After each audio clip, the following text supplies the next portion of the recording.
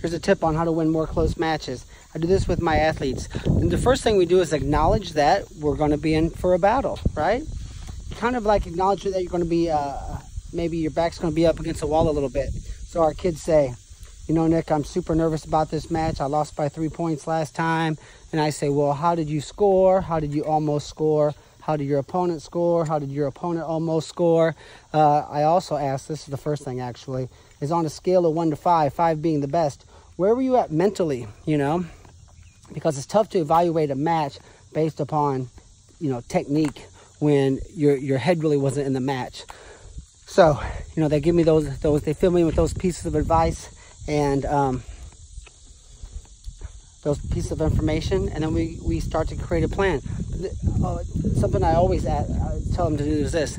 I'm like, okay, so you're expecting a really close match here, right? It might go overtime. You might even be losing at some point in the match. Let's hope not. But probably going to be another close one, don't you think? And they say, yes. I go, are you okay with that?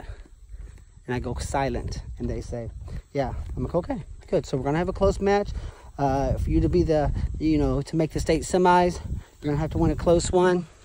Not a problem. Okay, now let's sit down and develop a game plan for this match. Then, you know, when we're developing a game plan for the match, it's based on how the last match went, but also, you know, adjustments that we can make. So we come up with, I tell them this, I call it a rough, loose game plan. See, because a wrestler is much like a quarterback. A quarterback calls, you know, the play is called, quarterback, you know, they take the play, and what do? Snap the ball. Half the time the play falls apart, and they scramble and figure it out as they go. Wrestling's the same way. Now, gymnastics is not. Olympic diving is not. Right? When you're diving, you do what? You're hitting a dive that you've hit thousands of times.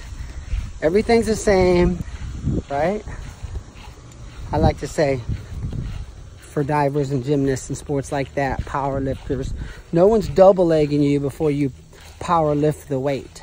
No one's double legging you before you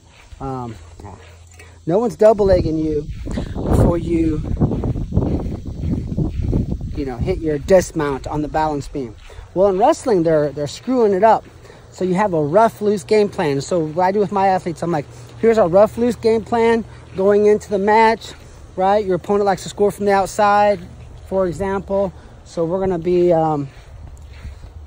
super low and tight wrestling stance. And we're going to circle to the back leg. That's our game plan, you know, on our feet. I mean, we might have a game plan for top or bottom. I mean, who knows? But what happens is I tell them, this is just a starting point. You know, look for this. If it's not there, forget about it. Ultimately, our home base is called having a task brain. Your home base is what? Try to score points. That's it. I've got a game plan, kind of a starting point, some ideas how I'm going to approach this match. But ultimately, I'm just going to try to score points. And by keeping your mind focused on tasks, you're less likely to panic in the big competition. It's called having a task brain, because thoughts create emotion, and wandering thoughts can create wandering emotions. And a lot of those emotions you don't want to have. So as far as winning close matches, there's some pretty good advice. You can check us out at purlerwrestling.com. Scroll through our Instagram feed. There's tons of videos here. 670 videos like this on our YouTube channel. Just type Purler Wrestling. It all pops up right there. And we wish you guys luck this season.